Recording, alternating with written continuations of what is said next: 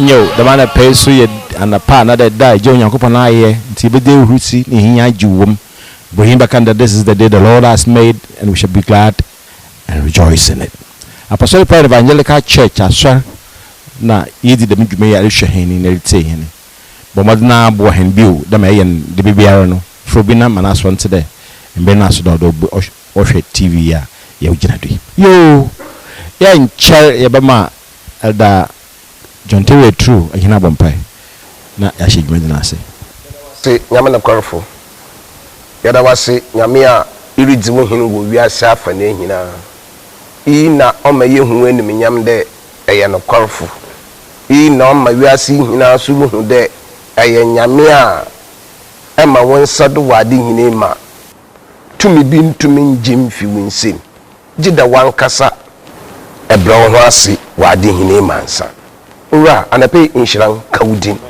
anape mo bompa medan omani ni wiase nyina hyawensa wiase aye bejebeja wiase ni bejebeje ye nyina ni be nyina ehu kase de ewo ho ni be nyina ehu de edo ho eji anti mempa bone de eba ma wonsa do wo men na wiase nyina na ajenyimpa ma wo wote bia owo ho nyina na wani menyam etumaye kase wo wiase meda wasedae na aje won krofu esisi hon eyi hon efi dem he wonyine o Jesus Christ jenim amen amen elda John Terry true ahwefo ne tefu se yenda wase yo na yebokọ akebisa kakra da ikedin komono wakaka hen kakra wa sama yekan last week na ma say ama na abada also anyew amfomkwan etumedi he chiri so you said that Matthew come out otia ada John Terry true woni benkumi ma ohina ye dam kakan yo edemos yedas yechia ahwefo na tiefu na am said apa atwam no wo a wo hwe ye no wotine ye kasafa nipa proi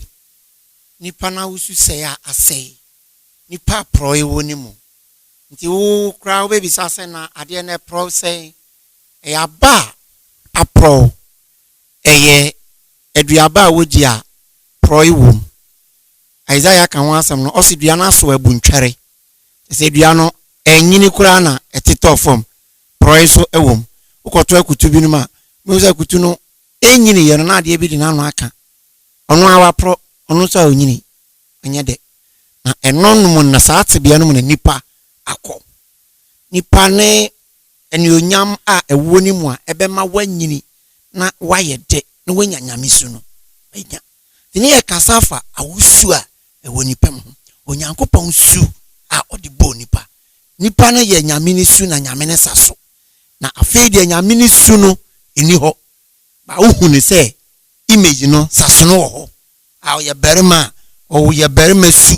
o ye oba su se na nyame bo Adam na Eve but esu a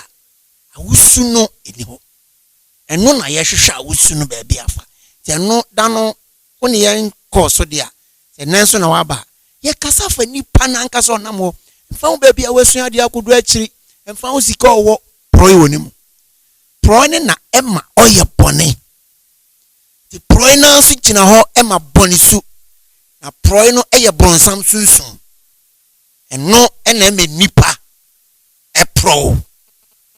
ye kan proi no ebia wo hwe wo proi kro proi a ye kan ho asama ne se onyankopon sunsun ja nipa wo no bronsam sunsun a pro na hwease ni anyame atwa na to anim gu asem obenya nipa mu tenai nti wo fefe wo proi mu on David kan ho asama se bone mu ne yeboaboa me bone mu na me na nyinsan nti bone ne ye proi na sa proi sunsun no eno na de oye ni abrewi ase ama nyame anyonyam tememba nti nipa bia o hweye na otie yen na last week otie yen no ye koso atua so se nipa wusu apro na eno ene de onipa ebeja ba bia ejai medasi amaka elda Anthony echuwedo ho wo hwekuma sasori no elda Christopher Ahin, chairman of Apostolic Pride Evangelical Church on not me being fine on kasa international bakasa elda awusu oye nyipa na awusu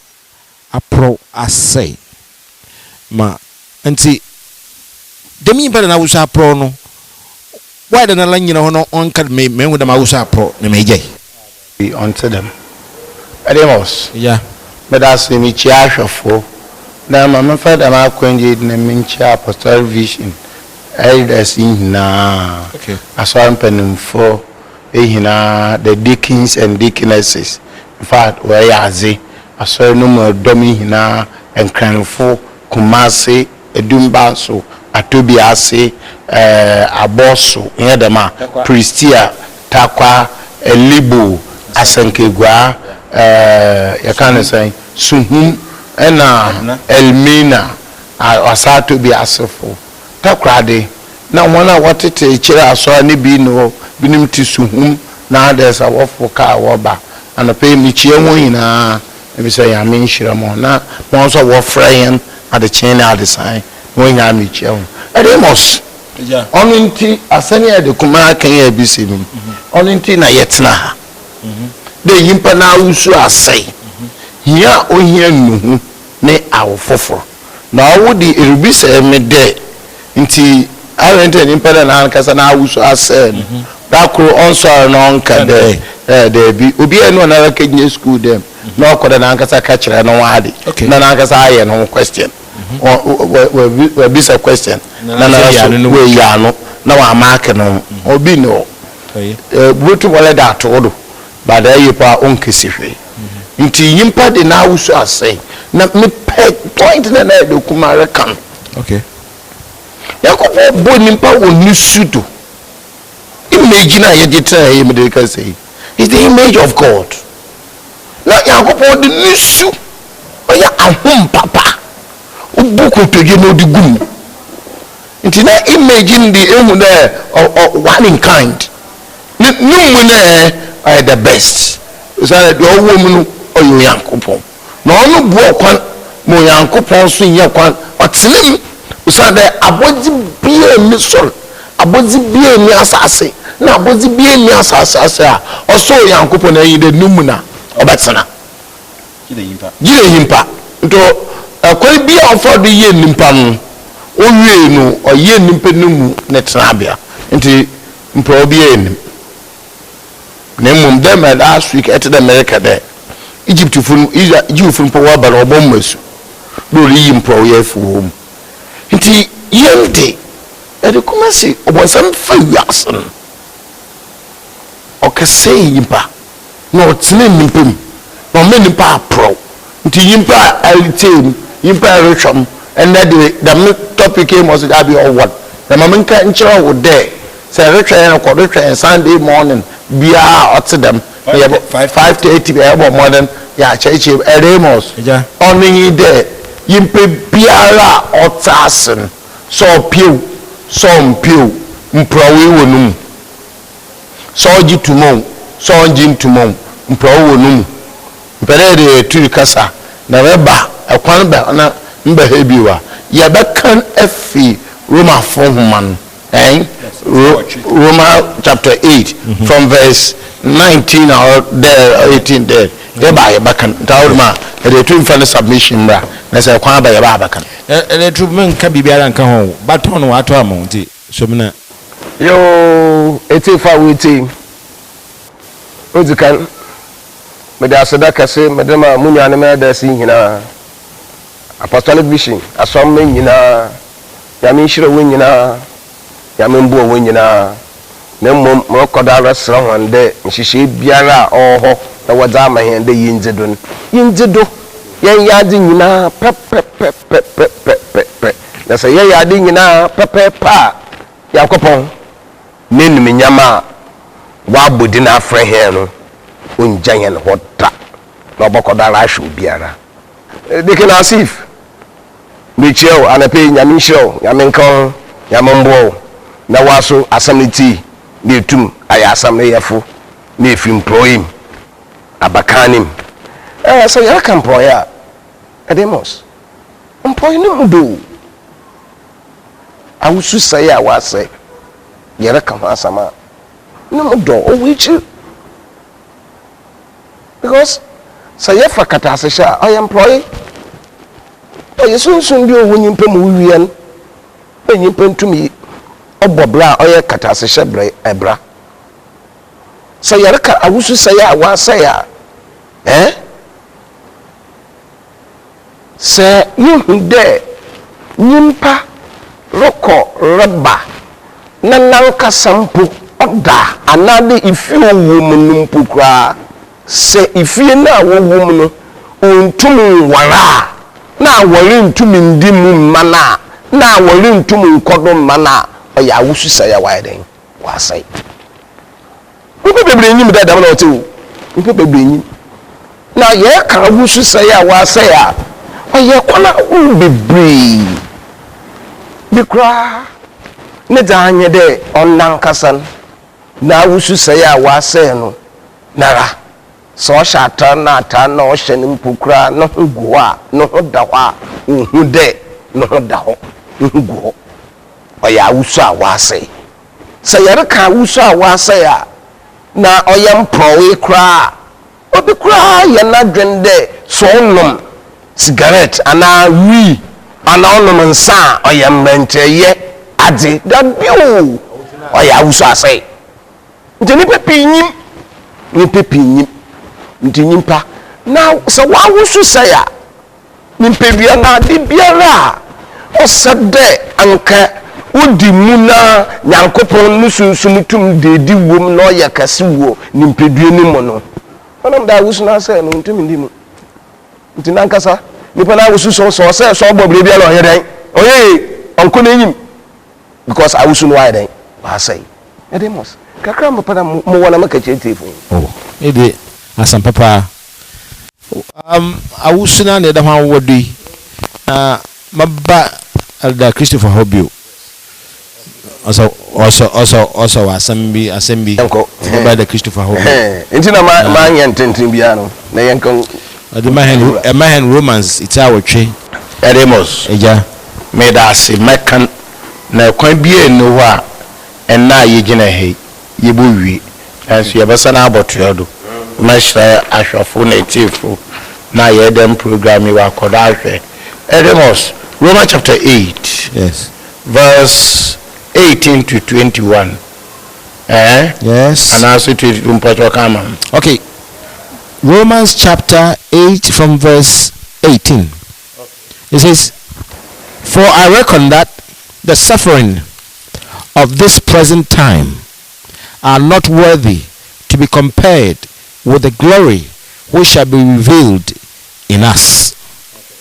Verse 19, for the earnest expectation of the creature waits for the manifestation of the sons of God. 20, for the creature was made subject to vanity, not willingly, but by reason of him who has subjected the same in hope. 21, because the creature itself also shall be delivered from the bondage of corruption into the glorious liberty of the children of God. 22, for we know that the whole creation groans and travails in pain together until now. Amen. Pamucho ye kan Roma 4 mani tira awotwe fante Bible no efi chichim do awotwe kese du na ebie na mesrew na atreodo akọ na ye mo bi sibia ye ba abotreodo na mo bude sese mbiri yi mu amendi hu instead of what it to enimiyam a we be yi na edi amahen no do awotwe akono abode na yisin retwen yankopon ba ne ahoyi one ahoyi na was about 20 market na what they about no share as a janasi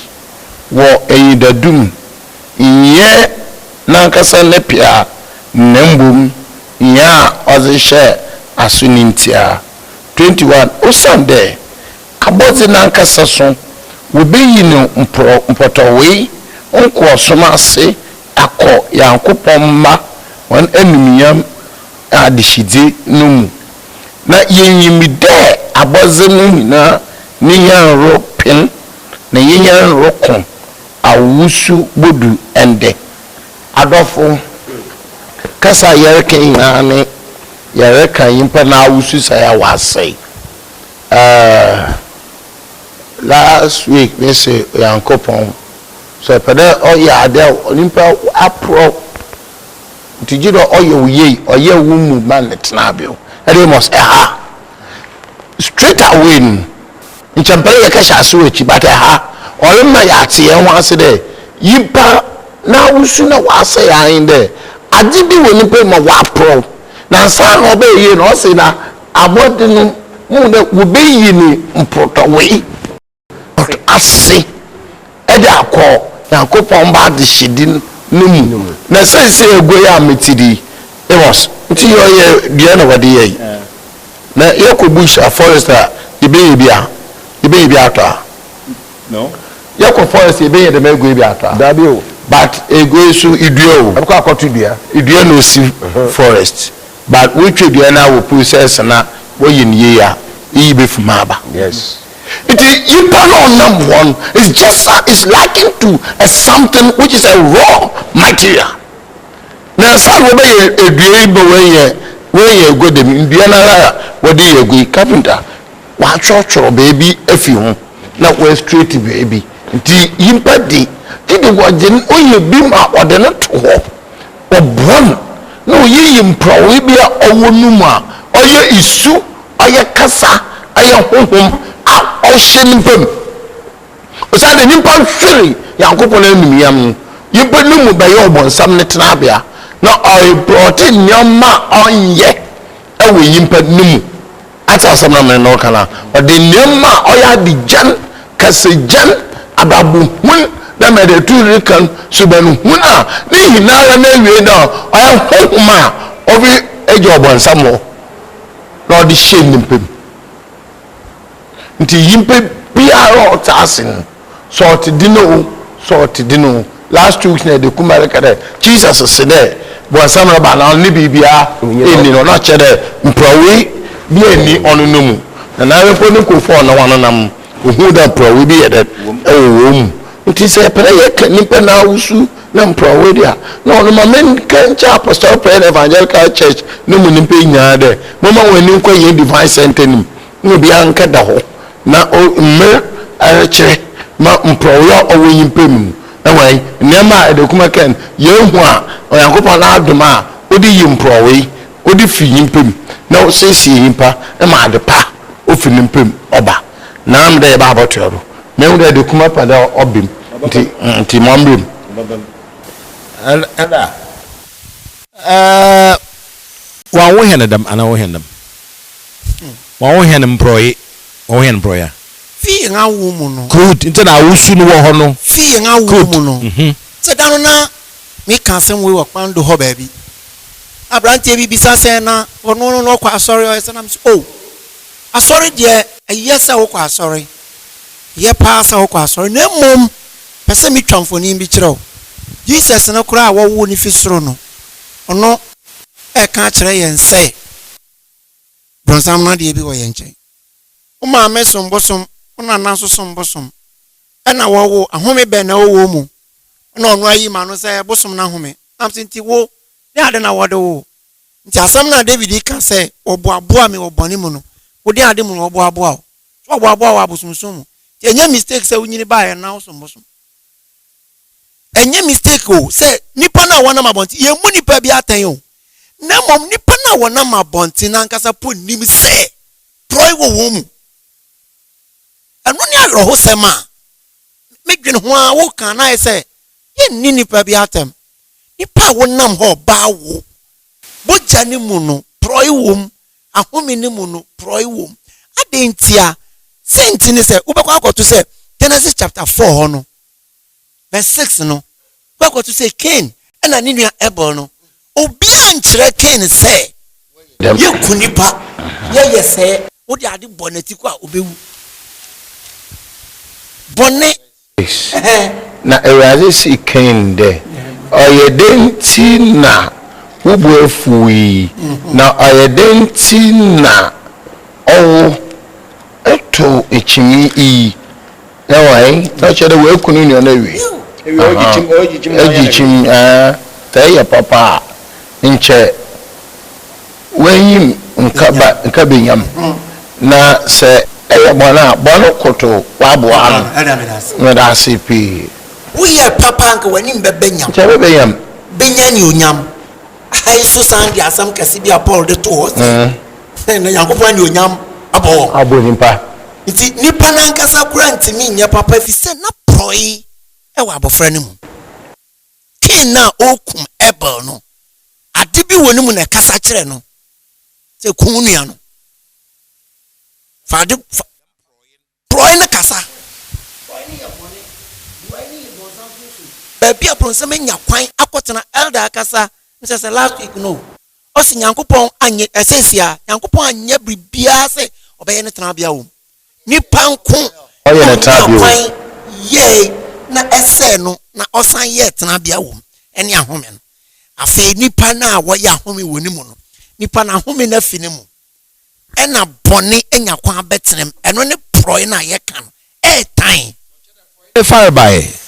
oye there okay nti nipa no nyese wa wo no na wanyi no ena proi ba ne mu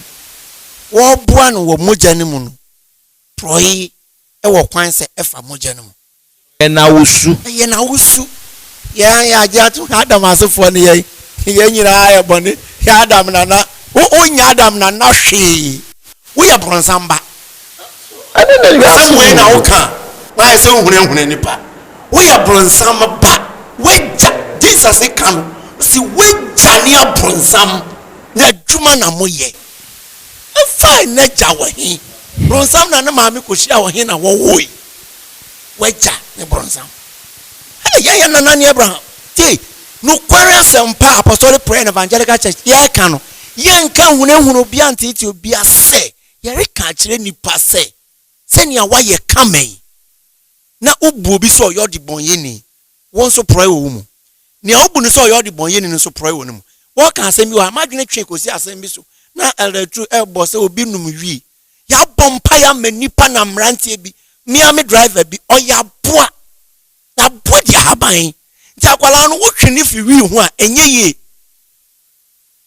just say apostolic prayer and evangelical church wo bompa ekotos aboa onimu e bompa ma no ha no aboa oya aboa da wirem nti ori haban nanso wabenya nyamisu nyamesa so nti ujira ho se nipa ba ne ewum ni de e aboa da bosi nti aboa yi wochi ne ba fi a e den obekwa akori haban haban so ebi ni ba bia haban na ni wi ni maame na no papa no nyina bre na asem but me ko to say ye bompa ye ko to say enya bofra no na ye bribi na bo bi ye proi etinimu control no che no ye na e bo ne brama no na si jenge na ye bo na yimpa na owie fom ode nsa ode wie fom olumum abo ofende CCO say ye go for the so small one mun oye da ma buo no nti ewure nsa odokro ba na otami unipa otabo kwana ide yame na so ne ye pra ye ketro edukuma ipa ya aboa ipa nyenda munam no ya aboa dabi usha proye na otumu nti yakoto nipa ya bompa ya mana oye ensio no sunsum na tinemu na nam se Satan e dia body ni nyina so nti wakotena ensio no mu ena aya kom ena aware ababa no ena na do no obi frame afi Cape Coast wa ba winiba say ne nua bi no ho kama no ho ye fe ne Satan ho ye fe so aware ore boso a na wa na bi bonu ya no nyese na ho mfe no oye ensio ba na nipa ba ho asizi se me nkwa menom o man ni nyina beko anada nti abofra no wa ye bone so opra mema nyina ko no nsio no da asem na Jesus ka kire oba no yere ka sunsum na meka kire say ahena kire no ka say won sum nyame wo sunsum ene no kware ba nipa ni nyina afa Bible no trada ene kura won say ye be sum nyame wo sunsum ye de ba de pastor vision ye ka nipa ni sunsum asem nipa ni sunsum atini mu no e ye bronsam dia oya aboa bi oye nsio ba oya bepo uko revelation na o se afi onyankopon be ma emipo na ma epo na ne mma beba na asase na ne mma beba iti emma no wofiri hi eye wo nipa na wo hwe ne sesia na wo bia wo yensuo ba wo ya pone ba wo ya hwan nipa te wo address kama make us say wo kan nyamsam kire na oso no de hwe hia no wo hia nyam sunsun se wo anya bia wo proi wo na into yeneze nyam aheman no good into minya enya jaman na nipa na bo no na made man ko bo jaman no eno na de ne ko sei mu na eno na nyam yem hyehyere maye me da se da Alda Matikuma da John Terry True Nelda Christopher Ahin the yes studio ke mbo nsem ma hon serious because say at ye ekotu ya kotu at dienintin ni yere bonde wuru there ade otu mu no apro ade owo mu no ya bonsam de nti na ya bonsam ban ene anam yanka mfe nje biara tem yanka mfa ndado biara Apostolic Prayer Evangelical Church yakopɔ na mahini tumia wodo hwehwɛ adult impem sɛ ebe ne hena nchoye osande sɛ etuba banchoye o ni sɛ ntini de it's fa kwa net waze do bo mudo ne twa na man mente ala keke na hwɛ na masi orutwemi na bɔ modna fa kropo na frɛ aka chew from last week there your branches was akagwana takwa boss atobiase akakari nya chew to bɔ modna fa do man na frɛ bibia wo bia la so bibia betumi a kyerɛw na etuma kɔ na Nyankopɔ why ready there obacho kyerɛ all women say ai and the prayer you would nkomai man ya kɔtwe bɔ modna frɛ pɛfo ala Christopher aba samna betuma akadeja yen wana worship asalamu den nem pede ye so nya ye na ye mompa ma de tu mompa ye mfa ye man Ghana and you ask in show I mean say there me esma sama ye kan there yimpa no ma pro nti no kire de yimdi a wo ekonya na de wo ekonya ontumi yimpro yimfo nso wo ya me de mempa ye boy budu ye mpa boda ya de kase Onyame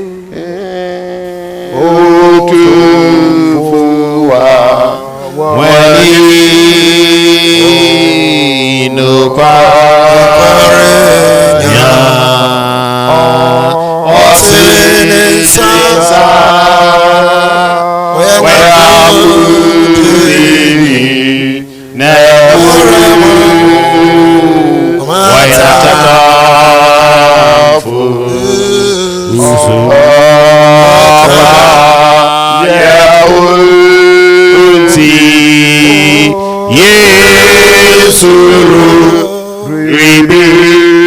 Yada wasi adinyina ra na na pay so yanka den Jesus odikan asedane yada mo oh God usanda ada wenu menyeme de wo wiase hallelujah ama wiase nyine hu de woni otumfo Nyankopon mo shokwan de meda wiase mo meda na ama na ahuru nyina mo edi wo hini na don hu edi wo wiase Jesus mempai bonye de mebeje ya oye tumia hodna ana yer doma apeti wo wiase no mambrasiko Jesus usanda danom flamaro bo ehumru tu wopodo no awo na ekasa kire ehum de ehum yeko na ehum yedi nti mo bom pai kasa kire wo de mayere ba wa man ho du wo wiase afene nyina nyekom nte na don ho edu wo wiase but I was there na ma won sabi wiase with Jesus Christ in amen amen mberko mena ya mber pai teaching na bin ya kopa mansan wo do